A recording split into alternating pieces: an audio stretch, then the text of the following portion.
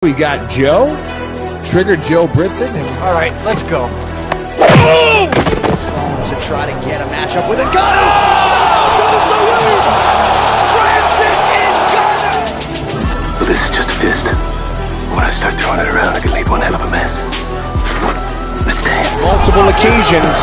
Wow, it looks like they're going to swing to the very end. And he wasn't kidding. Wow. It's very rare. What a finish. Another one. Really poses the question, what do you want to do? Do you want to take a chance and risk getting knocked out? Oh my God! Oh my God. Trying to take care of business, trying to get to It's a knockout! Oh my It's a knockout! And it's closing in! Trying to finish it! And it's over! Because I'm going to take this foot and I'm going to whop you on that side of your face. There's not a goddamn thing you can do about it.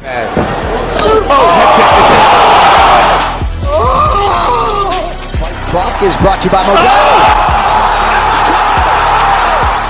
I killed it!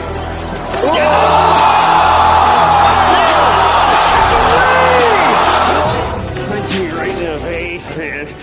And we have a new nickname. Okay, we have William Send It 7 Piercing. All right, other than that, we used to call him Willie Pete. We used to call him the Mad Russian. For his opponent to be quicker on the tangent.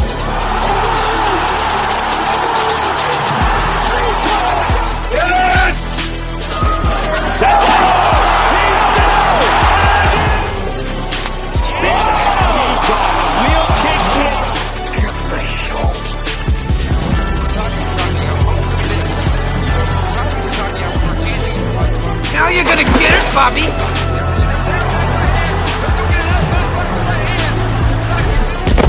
I think you've had enough.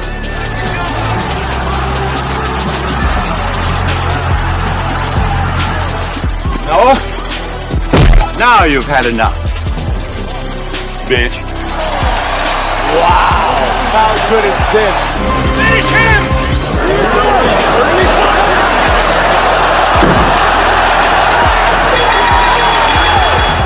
Body bag!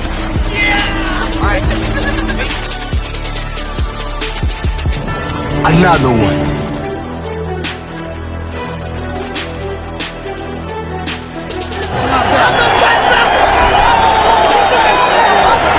Everybody gets triggered. It's just if you become a pansy or not. That's in the Book of Brawl. I'm not surprised, motherfuckers.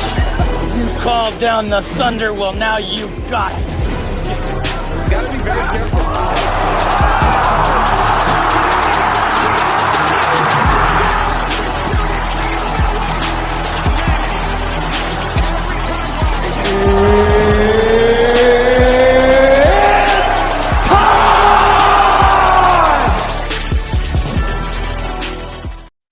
Yo, what's going on, trash talkers in Gruntworks Nation? It's the Big Earl here. We are live on your Friday night. Usually a UFC and NFL pick'em, but there are no UFC fights, none at all. And you notice that my friend Joe, Trigger Joe, is very chested out today. All right, and he's showing what's up, Bill from Freeport, Maine.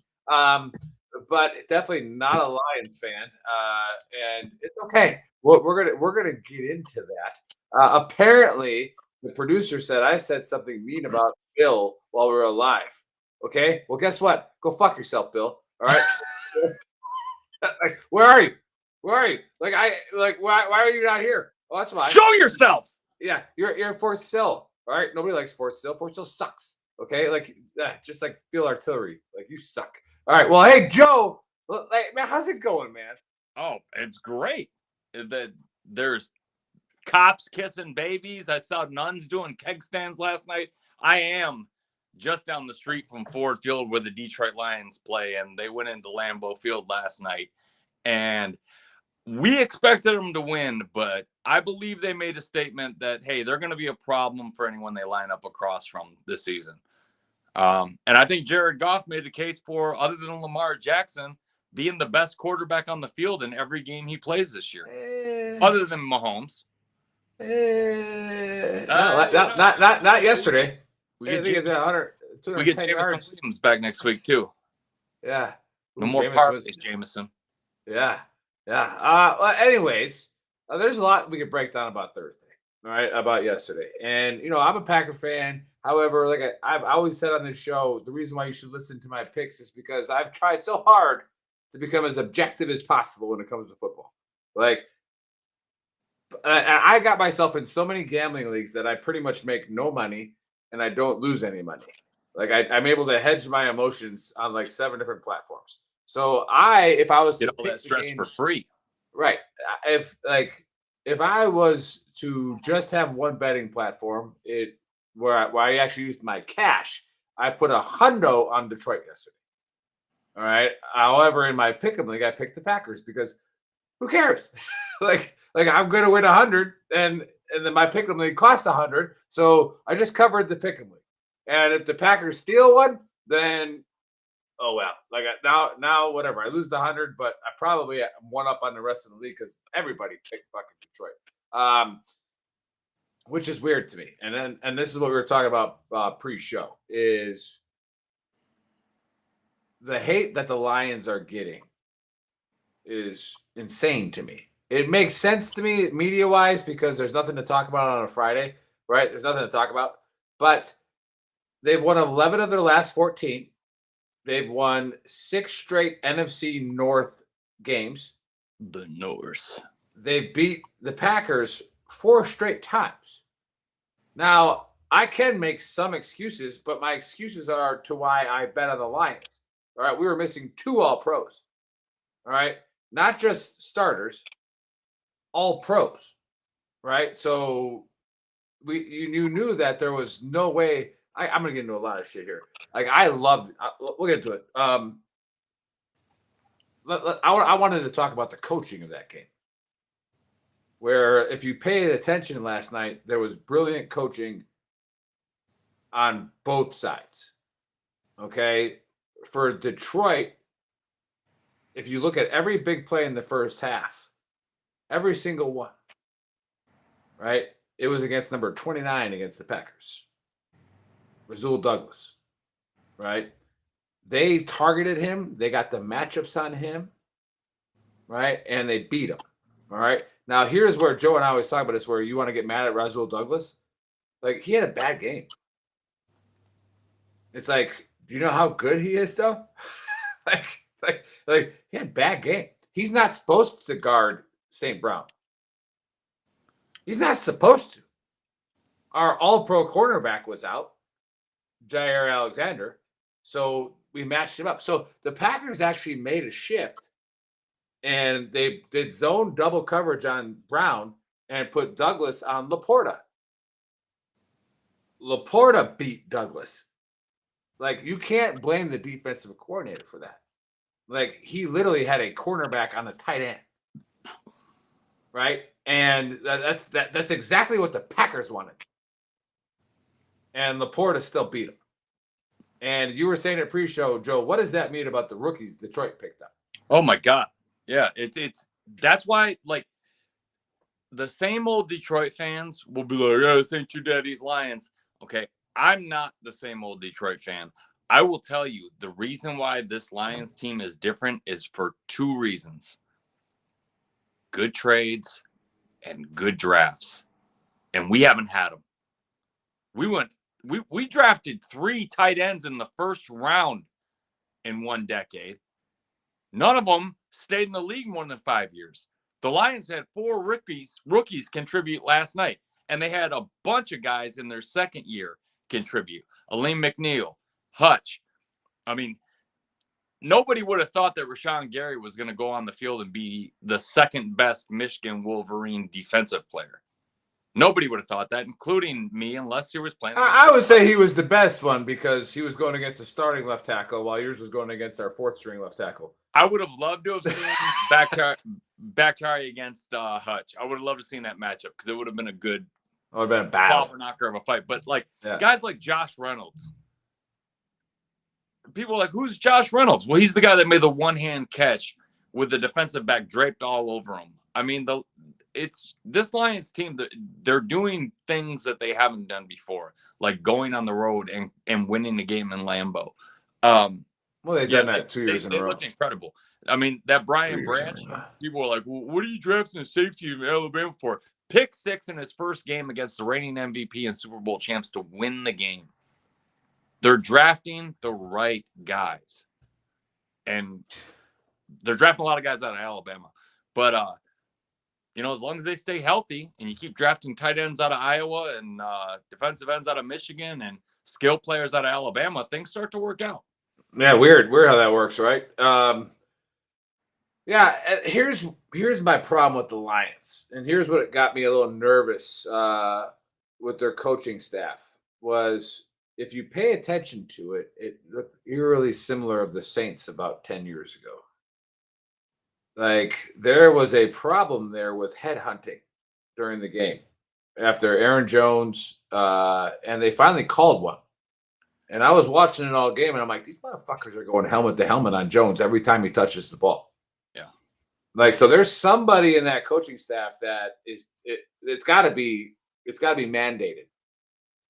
Because, like, the linebacker and the safeties were headhunting the entire game. And like I said, I texted you about this. I was like, I'm all about the NFC, like, North. Like, I love that, the hard hitting and rivalries. But these guys they're not head hitting anybody else. They're going after Jones. Yeah. Right. And it was like, that's dangerous. That's another thing that I saw. And like I said, so we were talking about the coaching. For some reason, the Packers, they've had the last 3 games have had the most dismal quarters I've ever seen in football. Like ever. Yes. Yesterday, that was the least amount of yards they've ever gained in the first half ever. Ever. Like I should have did the prop bet. Fucking no first downs in the first half. They paid $10 trillion and almost would have won. But no, hey, everybody who's hating on the Lions, like I don't get it. Like I just don't get it. Like they're a very, very good team. Jared Goff is a first round draft pick. Great guy, not flashy, so people don't like him. But what's he doing wrong? Like nothing. I was talking to my Packer buddy yesterday. I was like, we just need like the old Detroit to show up. Like, give us something from 4 or 5 years ago where just something dumb happens. They tried. I mean, they lost the second half 17-7. Well, that's there's somebody in that Packers booth that's going to be a head coach someday that is making these adjustments. Yeah. That it's like, hey, you have to switch here, here, and here because this ain't happening. Like, this ain't going to work. How about I'm not going to get to it. But anyways, yeah. So if you watch the picks from last week, the Big Earl was hot again. Oh, nice. Sean just finished his last bottle of 10th Mountain. Good plug right there. I got my 10th Mountain right here. And put in the code VTT. Get yourself a discount. All right. Go to 10thmountainwhiskey.com and or go to that QR code up there in the corner and go get one of our shirts or our hats. All right. Seriously. Why would you not go get it? All right, let's just go get a shirt. They're not $19, they're $30. You want to know why? Because they're fulfilled in America and they're great material. Like, I'm sorry, we could go print them in China and then it would cost $10. But we don't. We have a great company that does all that work for us. All right. Joe, anything else? Because I mean, I saw some people at Lambeau looking shocked. It's like, hey, aren't you guys used to seeing quarterbacks from Cal win on that field? Hey, a little inside, I know. No, I like it. I like it. Cal. All right, hey, Listen, we're starting off NFL Europa with the Jags and the Falcons in Wembley Stadium. And I didn't know this till about 20 minutes ago, but the Jags are waiting a week for Buffalo to come over, and they're playing them in Tottenham, couple towns over. But the Jags are a 3-point favorite with a 43 over-under against the Falcons. How do you feel about this game? Yeah, I wanted to talk about this game only because it's in England. And then they're staying there, which is going to have huge betting ramifications against Buffalo. Right? Because they're staying there. So watch that line early next week of when that opens up. We'll let Chris try to figure out how he's working this. FanDuel already has an over-under on wrecked pelvises by Trevor Lawrence in the Tottenham area on 2.5. Nice. Did I say that out loud? I'm sorry. Yeah. But before we get into this game, Chris, did we figure out that your screen yet, or what are you having a fucking dick moment back there? Did you choke on a fucking bratwurst? Did you burn the cupcakes? Did you burn the cupcakes? So, no. Before we get into that, I went 2 for 3 on my locks last week. The Cowboys kind of screwed me. I went 2 for 2 on my upset covering. I went 1 for 2 on upsets money line. So that puts me at a super high percentage on upsets, which is scary. Not to make any excuses for you, but the Cowboys screwed everybody. Nobody saw that coming. Everybody's probably went down the shitter. Yeah, I don't understand. Usually we have a nicer background, but we'll get over it. But I like Jacksonville here to cover the 3. I'm not gonna lock it, but that running game for Atlanta can really slow down a game. But I like Jackson. Then we got the Bengals going into Tennessee. Tennessee's 3.5 point or 2.5 point dogs at home with a 41 over under. I'm not touching this game with anybody's money. You give me $100 and I'll say I bet it on this and I'll give it right back to you. Right? Like nope. Like I did not put that money down. I'll circle the Bengals here just because I think they're going to start getting into a groove. I think Joe Burrow is going to be a little healthier. But it's tough to go on the road and win in the NFL. And yeah, I'll go Bengals here. In Tennessee, man, our good buddy Brandon Williams, I can't remember what week it was, 1 or 2, when the Chargers went to play Tennessee. He goes, I really like the Chargers minus 3.5 at Tennessee. And I was like, I don't. And he goes, why? I go, first of all, Nick picked against it. And second of all, it's Tennessee, bro. You don't know which Tennessee's showing up. And it's the Chargers. You don't know what Chargers team is showing up. And I think Tennessee covered the 3.5. Yep. But they sure as fuck did. Then we got the Ravens going into Cleveland. Cleveland is a -2 with a 39 over under. Yeah, that line's going up. It was 1.5 when it opened. It was 1.5 30 minutes ago. Right. So here's the issue with the Ravens. And it hurt me last week because I didn't really pay that much attention to it, but they had 7 starters out. Right. And they have 6 starters out this week. So Lamar Jackson is going to have to be Lamar Jackson of 5 years ago to win this game. Yeah. Like he's gonna have to run for 130 and throw for 250. Yeah, go ahead and ask Jordan Love what it feels like to have 7 starters out. Yeah, exactly. He had a rough night last night. Yeah. Like, I mean, I text you mid first quarter, early second quarter, and said if they don't start protecting Love, it's going to be a rough night.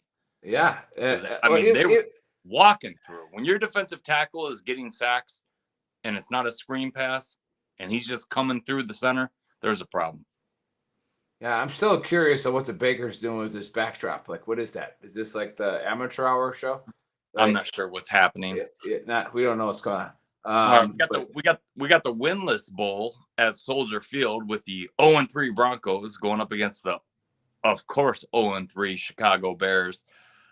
The Bears are a 3.5 point home dog with a 46.5 over under. Okay. Man, as much as it loves for me to say that the Bears have lost 13 straight games. All right. 13 straight games. All right. You know how that feels, Joe. Yeah, right. I know how it feels to lose 16 games. Have you seen the shirt? Yeah. I mean, they're getting there. I like the take on First Take today where they said this game, whoever wins this game or whoever loses this game is officially the worst team in the NFL, in the world. Like Pee-wee football, everything. Like the worst team in the world. I am going to go with an upset here. I'm calling the Bears to upset here. Yeah. Right? I like Justin Fields running around in this game. Why not? I do. And the defensive coordinator resigned for the Bears. which is a good way of like anybody who's been in the corporate world knows that somebody walks in and says, resign. Like, you suck, resign. Or get Kind of fired. like the ad exec for Bud Light resigning. No. Yeah, no, exactly. No, you didn't. Yeah, and they hire 2 Trump campaign financiers. I love it, man. When I'm watching football on Sunday and I see Bud Light doing their All-American, I mean, they Bud Light could just put a logo up in a bratwurst, a frat boy, a Clydesdale, a football, Mike Tyson. But like, it's like, okay, we get it, Bud Light. You're trying to win us back. We get it. All right. We may be men, but we're not that stupid. We are. I mean, kind of, but I'm still If not it's drinking. free, if it's free, Speaking I'm of drinking one, I'm cheersing to Dutch tonight. I'm drinking a Rolling Dutchman. Nice. That's what I started calling him since that was our boy Justin S's favorite beer, and Nick's only sitting here because of that guy. And absolute hero. We'll say it every time his name is mentioned. Love him to death. I mean, those explosions are pretty cool. I was just gonna stick around and see how they looked, and like, I never heard that story until you told it on one of our shows. yeah. I mean, nobody. I was the only one outside. Like, I was out there smoking. You looked right, and you just saw that giant of a man, Yeah, just spitting gravel behind his boots, coming right at you. yeah. Like I'm sitting there, and God rest his soul. Like, love you, Dutch. Love you. Love Diane. Love your wife. Like, your Gold Star spouses and everything like that. Like, I'm sitting there, and this mortar round goes off, like right by where near the aha, right? And then one hit a palm tree, and I was like, oh, that's kind of weird. It's kind of cool. Like, I'm taking like a knee, and I'm kind of watching it behind the sandbags. Like, oh, that's legit, bro. And here comes this one. And here comes over to get your dumb ass to grab me. Throws me into a bunker, throws me into his shoe, and then no shit, fucking 5 seconds later, wham, smoking deck gone. Yeah. Like, gone. And it was like, thanks, Dutch. Yep. Oh man. So one thing I love about it, we don't have any UFC. We got a little bit of extra time. One thing I loved about Dutch was he didn't have to be nice. He was big enough to be mean and get away with it. Yeah. And he was all heart, dude.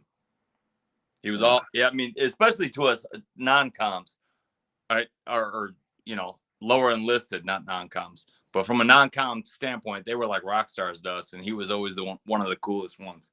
Yep. But we got the Rams going up against the Colts in a pick'em game with a 46 over-under. All right. Well, I mean, if you can get this at a pick'em, I would lock the Colts.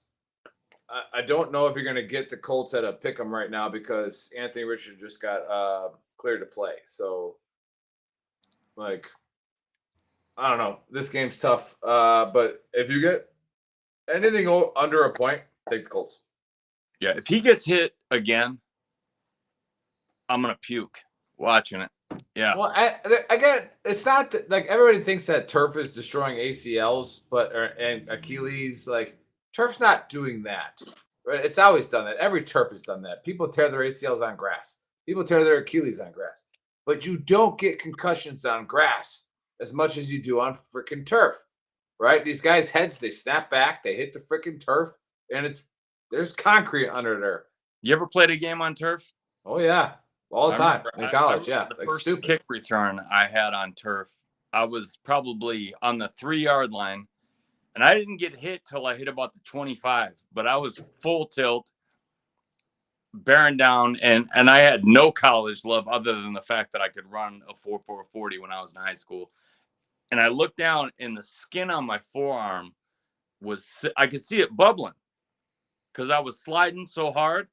You slide faster, your head hits harder. It feels like you're getting tackled on a parking lot with a layer of pool table felt over top of it. I did love running slant passes on turf, though.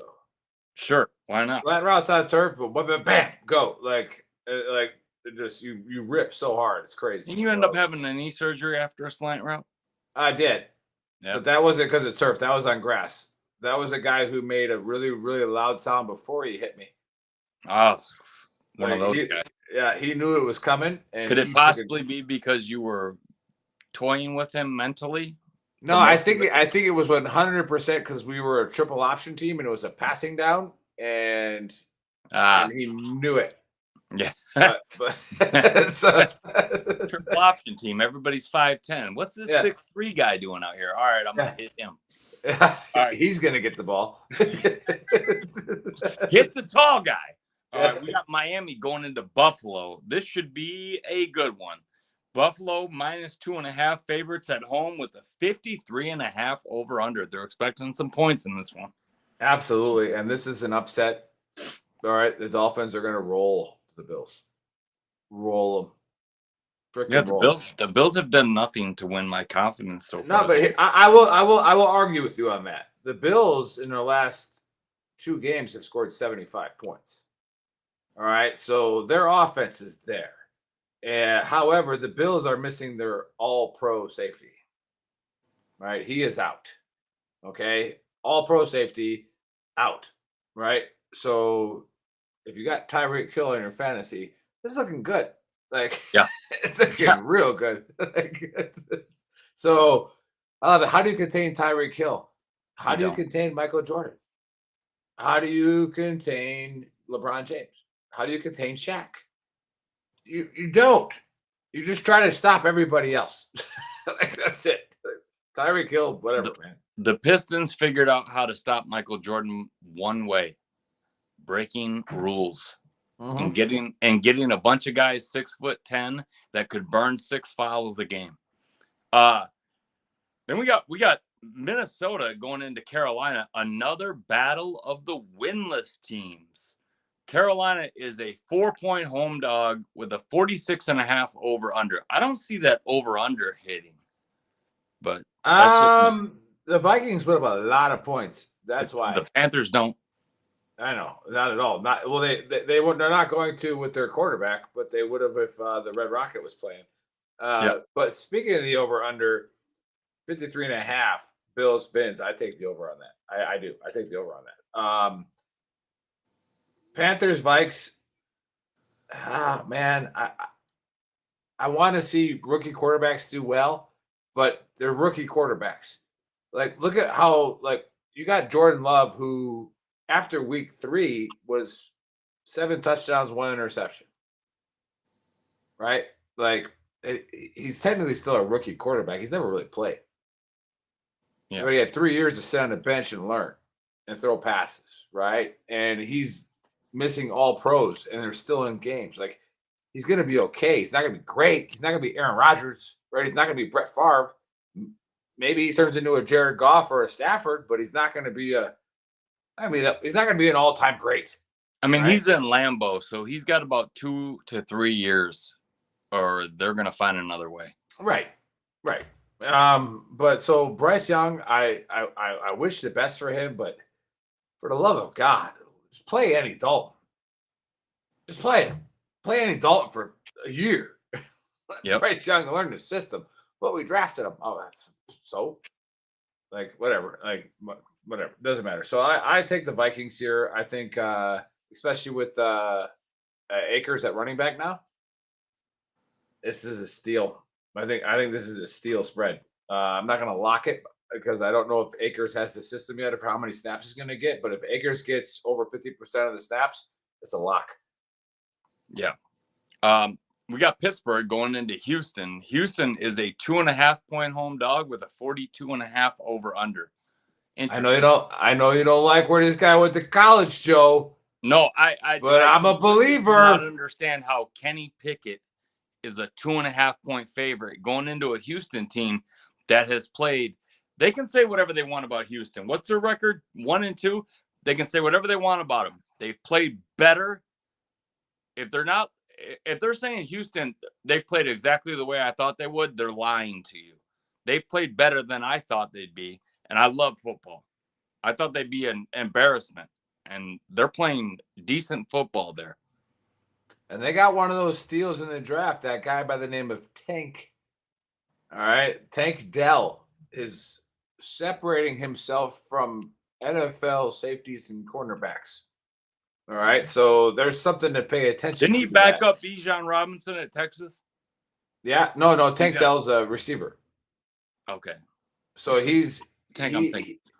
He is like literally wide open. So obviously the NFL will key on him now. There's all the other teams are like, who's this guy? Like they're looking at him, so they'll find out who he is. But right now, if you got Tank on your freaking fantasy team, nobody knows how to scheme against this guy yet. Like, and so I got another upset here. I got Texas as an upset. All right, we got Tampa Bay going into New Orleans. New Orleans is favored by 3 at home with a 40 over under. Yeah, here's what I don't like about this game is one, Derek Carr's hurt. However, Tom Brady could never go into New Orleans and win. Like, he couldn't do it as a Patriot. He couldn't do it as a Tampa Bay. Like, it's a tough place. For some reason, Tampa goes to New Orleans and just lays an egg. I don't know why. I haven't looked into it that much, but they just always do. So I'm gonna go Saints here. Pretty easy. All right. We got the 2-1 Commanders going to a place nobody wants to play right now, Philadelphia, against the Eagles, who are 3-0. Philly is a 9-point home favorite with a 43 over under. Get your money in this game before that spread goes double digits. Get it in there. Like, Eagles, lock it up. I've locked them up almost every week and won. So, like, until they prove me wrong, the Eagles are my lock every week. Like, go, baby. Lock the Eagles. All right, we got the Raiders going in going across a couple of counties to LA to play the Chargers. The Chargers are a 4.5-point home favorite with a 48.5 over under. Yeah, I really like the Chargers here.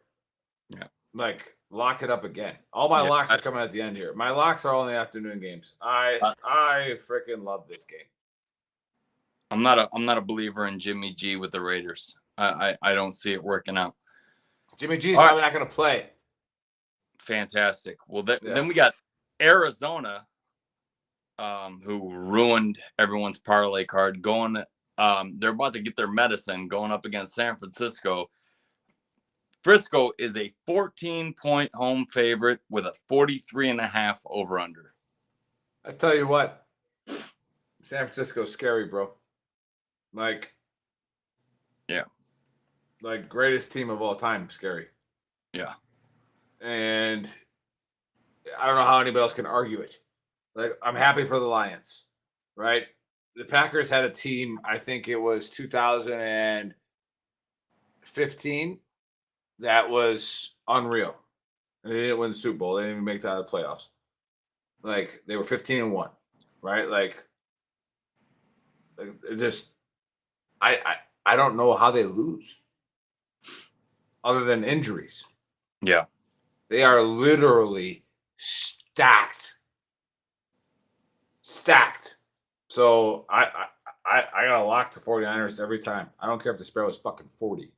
Well, and here's the crazy thing about the 49ers. Who would have thought before the season that Deebo Samuel wouldn't even be close to the best fantasy player at wideout for them?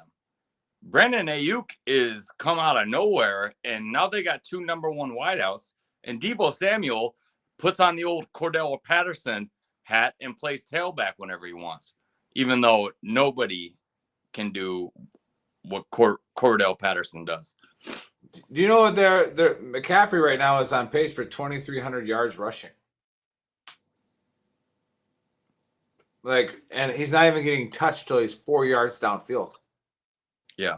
And better keep that boy clean, though, because for some reason when he was at Carolina, he always got hurt. Maybe it has something to do with the offense. Well, he also weapons. Offensive line, and then nobody's keying. No other weapons. You can't key on. Yeah. Like, as soon as the quarterback, as soon as Purdy walks up and sees 2 guys inside the fucking a-holes, you know, he's like, yeah, we're gonna freaking audible to Debo.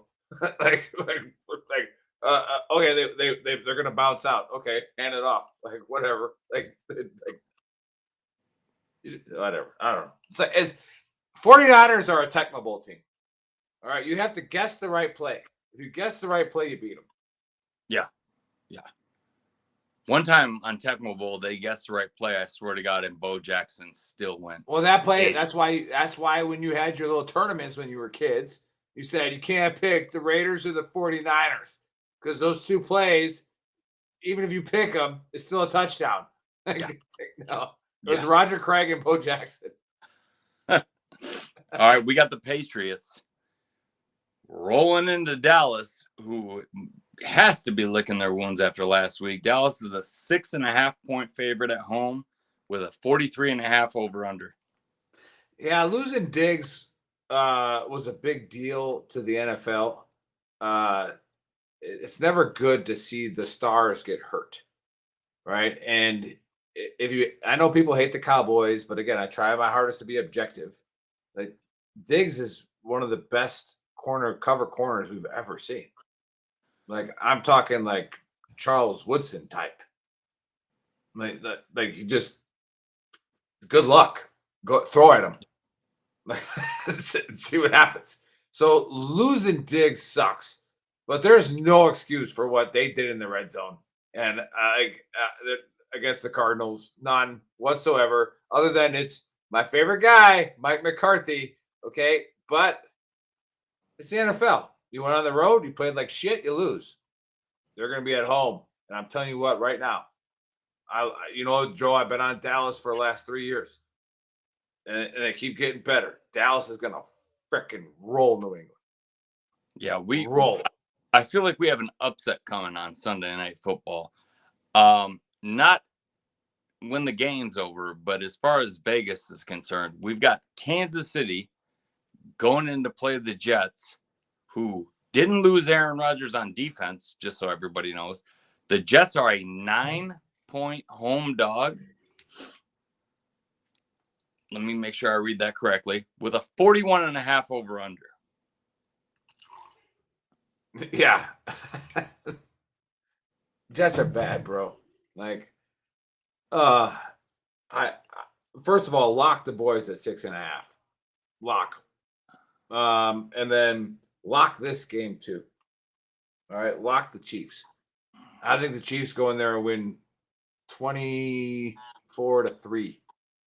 Okay. So I like the under there, but like I honestly think it's going to be all Chiefs. Wow. I feel like we got a lot coming on Monday night because we got Seattle going in to play the hapless Giants, and the Giants are a 1.5-point home dog with a 47 over under. Yeah, I have lock written there and I have it crossed out. I like Seattle in that game. So do I. Like I wrote it, but it's just like there's just something about Seattle that irks me a little bit. Like their running game is what bothers me. And if Saquon's out, I think it hasn't been ruled yet. If Saquon's out, then it's a lock. Watch your money on this. Thank God it's Monday night. So 90 minutes prior to the game, see if Saquon's playing. If not, throw your money on the freaking on Seattle. All right. So just to recap.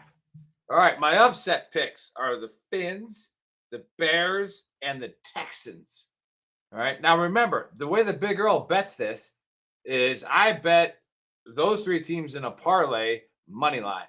Right now, $5 pays, I think, 55. Right? So throw a little $5 fun parlay on some upsets. Then I put $25 on each of one of those teams to cover. Okay? And then my locks are the Chargers, the Boys, the Niners, the Chiefs. All right? I put $25 a game on those, and then I throw a parlay of all those teams together. All right? So just do that. All right? Because if you've been doing that the first 3 weeks, you've made enough money to lose for the next 5 weeks listening to my bets. So, like, I mean straight losses, right? Like, you can lose for the next straight 5 weeks, which is I look at my MyBookie account, and I can lose for 5 weeks and not give a shit, right? So go ahead and throw your money out there where it belongs. If you don't have money, don't gamble. Joe, what do we got UFC coming up next week? Anything? Oh, you know what? We got the Contender Series, and then we've got a couple of big UFCs coming up. We got Alex Pereira going up against Yuri Prochazka in a basically revenge matchup, because Prochazka's last match he beat Pereira's best friend and cornerman in Glover Teixeira. And then we've got Leon Edwards and Colby Covington coming up. And then we've got John Jones defending his heavyweight belt against 42-year-old firefighter out of Cleveland, Stipe Miocic.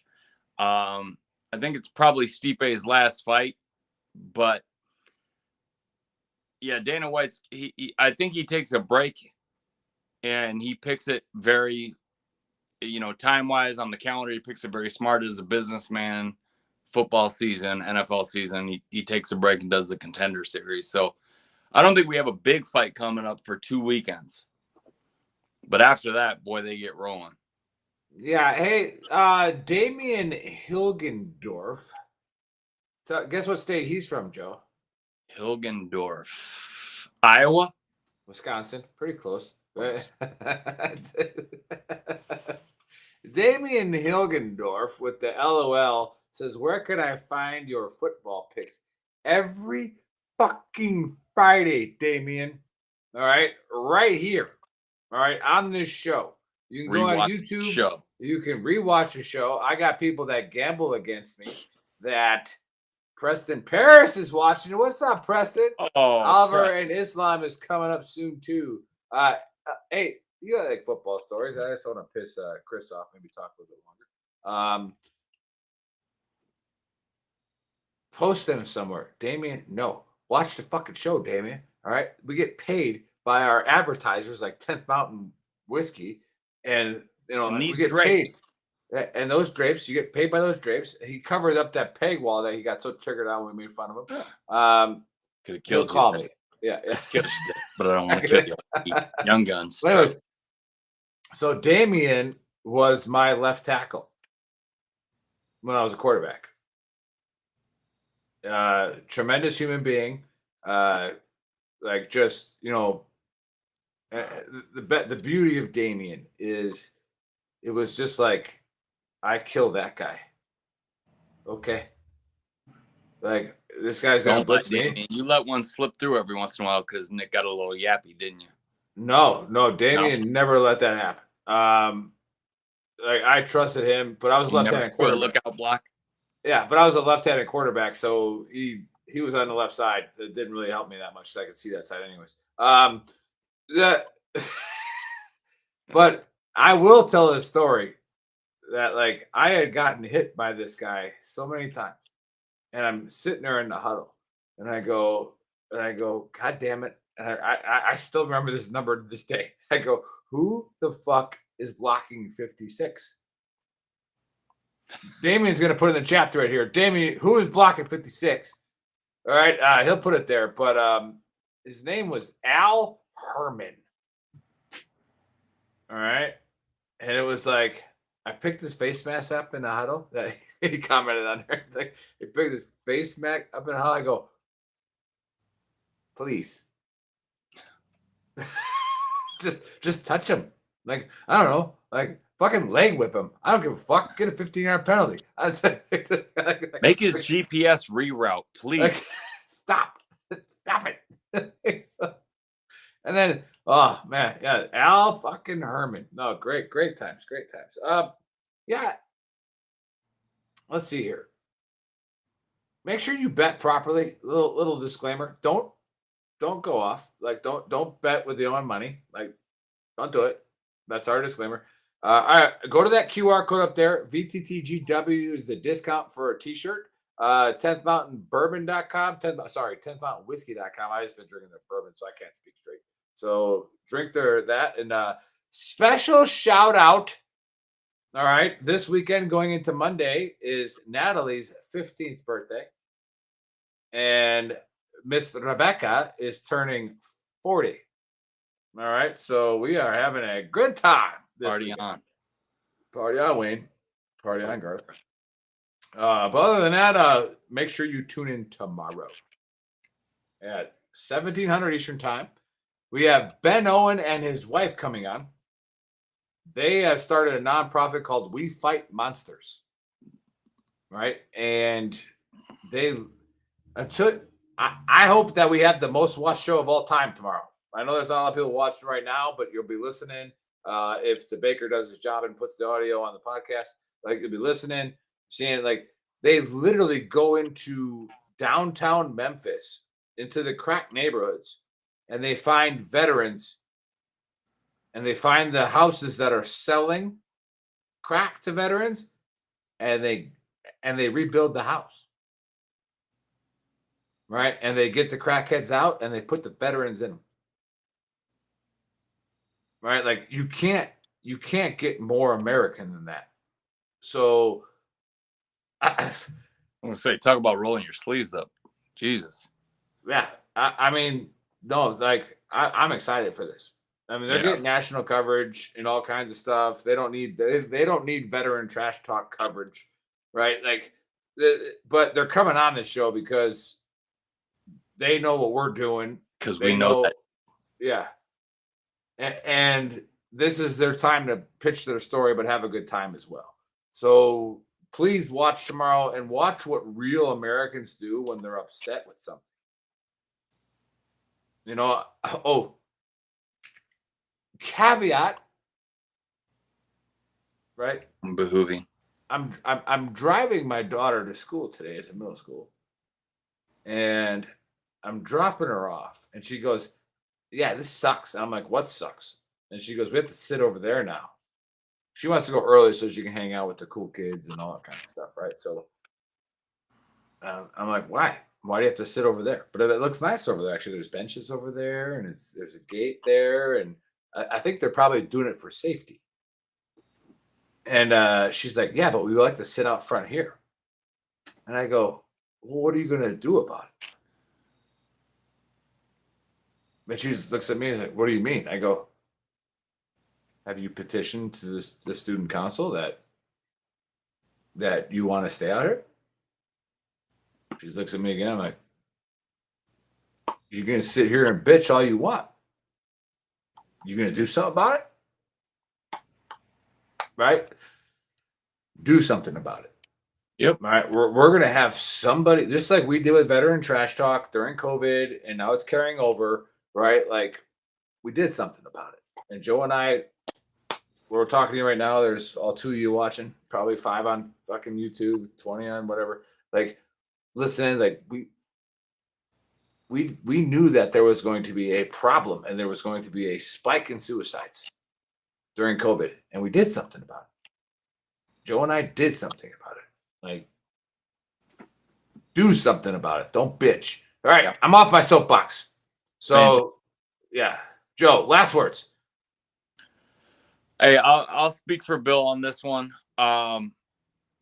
Every year on our birthdays, Nick and I do a fundraiser for Gold Star Teen Adventures. They've actually won awards, and I think they set themselves a new standard as far as how many dollars go towards their direct cause rather than other things. It's an organization that donates to the fallen, the youth, at the children of the fallen, our brothers and sisters in combat. So, you know, nobody thinks about those things. They think about the mother, the parents. You know, some of these people had kids. A lot of them do. And the kids didn't ask to be part of this fight. They didn't ask to be part of this war. So remember them. Gold Star Teen Adventures. They're a great organization. If you have time or money, donate to them. Ultimate Sacrifice Foundation. All these are nonprofits that are just for the greater good of veterans and their loved ones. So if you got extra money, you want to do a tax write-off, put it towards one of these companies because they could use it and they'll put it to good use. Well said, Joe. We will see you guys tomorrow, 1700 Eastern Time.